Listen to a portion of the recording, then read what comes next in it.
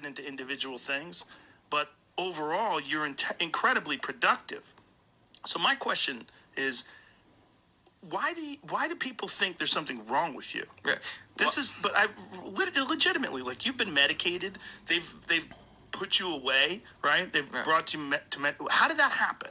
Well, I'll say these two things. I think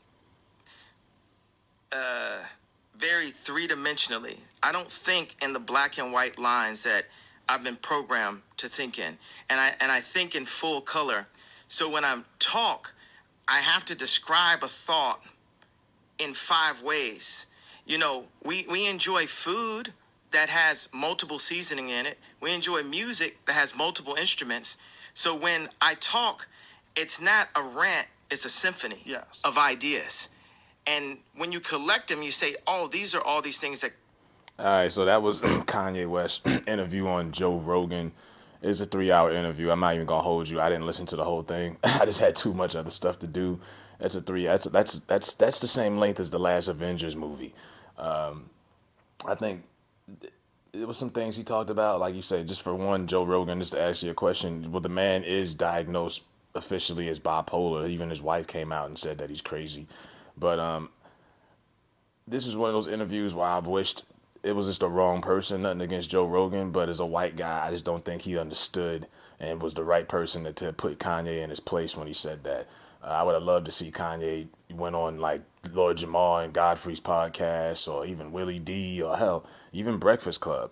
Because when he says things like that, I understand having a free mind and a free way of thinking and thinking for yourself and not necessarily race, because you are a person first, you are a man first.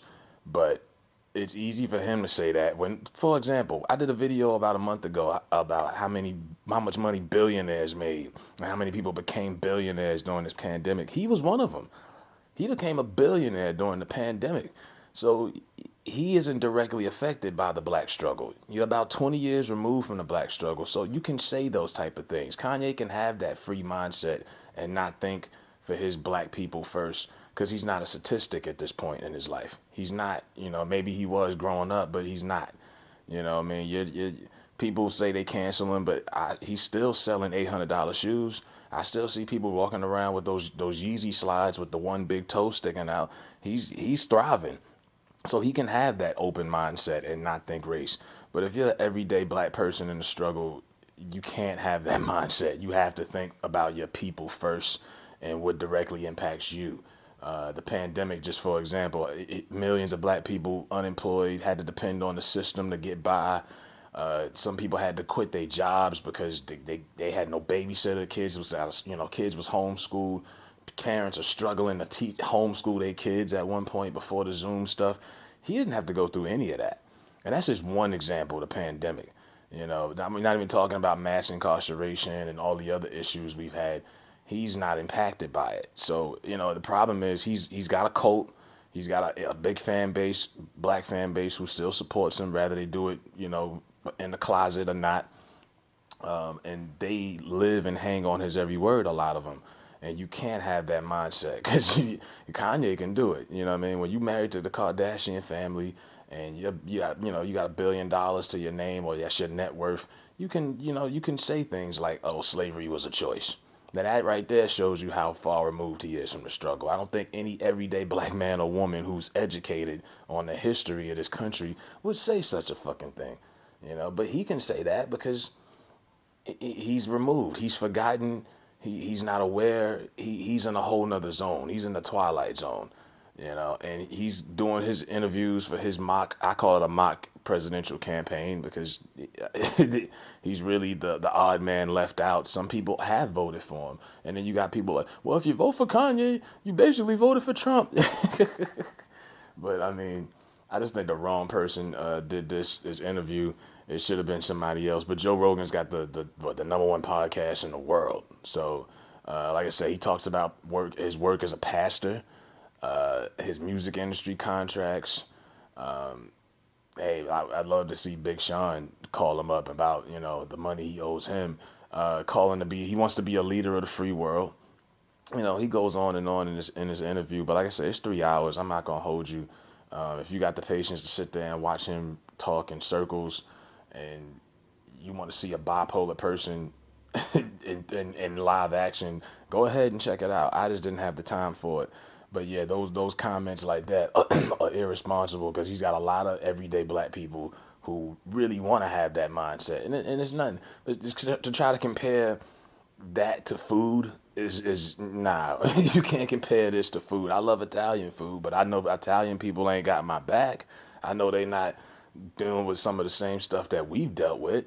You know, you can't compare this to food or instruments and music. It don't work that way.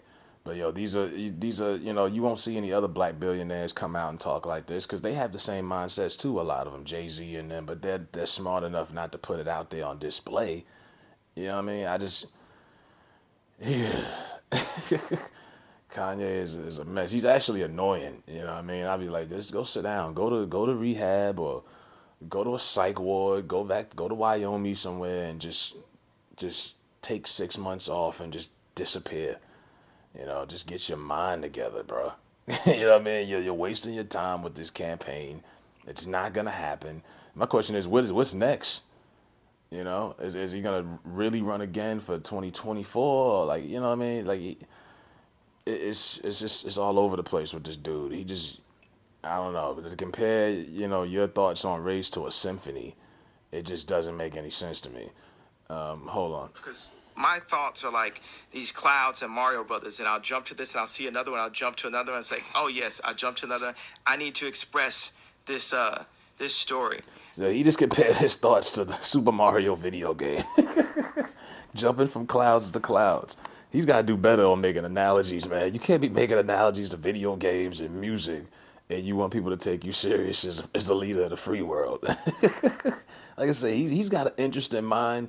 I can tell it's not a dull moment if you got Kanye West in the room, it's probably not a dull moment because he says a lot of off the wall stuff. You'd be like, what is he talking about? But he did say something about the Democrats. The Democrats were willing to take the chance of not winning as long as the conglomerate could be completely in control of completely in control. You know what I'm saying? That Bernie Yeah. would have won. He would have won. This is Yeah. I wore a Trump hat. I'm saying like Bernie is a superhero. Yeah. And He would be the perfect person to be the opposite of what Trump represents. yeah. He's an anti-capitalist. He's a guy who's a social democrat. But the problem? They couldn't control Bernie. Because No, you can't control him. He's been so consistent his whole life. And so what I'm saying is they literally kicked. If this doesn't say something, it's like they kicked the superhero. You know what I'm saying? They want to control. It's the same thing they did with Tulsi Gabbard. But Bernie was interesting because he's this democratic socialist, because he's got these ideas that are scary to capitalism. You got a point there. Bernie Sanders is the opposite of Trump. I was cool with Bernie Sanders until he shut down reparations. But, like I say, it's clips and bits in this interview that are pretty interesting. And he really talked about it. Really, at times, you kind of forget Joe Rogan's in the building at times because Kanye just, he's just going. You got some celebrities already. White lady Jennifer Ashton from Friends saying, please be responsible. Don't vote for him. He's not funny. This is no, and he talks about his contract. He says, I was thinking about buying my masters and I realized that it was too small of a thought. I'm gonna buy Universal. Whoa. So Kanye wants to buy Universal. Now Universal is like the distributor for all labels. Like most of these labels are under Universal, like Def Jam, Atlantic, all of these companies under Universal. Universal is like that big umbrella. Maybe they'll Bill Cosby him. Like, remember Bill Cosby was supposed to buy NBC, but Kanye wants to buy Universal instead of just owning his masters like so many other artists have tried to. Like Prince owned his masters, Michael owned his masters, half with Sony. So, I mean, he goes on and says a lot of different things, but, it's just clips and bits that I've seen. I can't sit myself down for 3 hours and watch this whole thing. This is just too many. Let me know what y'all think, man. Kanye West comments, Universal, trying to buy Universal, running for president. his free thought and mindset. Let me know what y'all think in the comment section.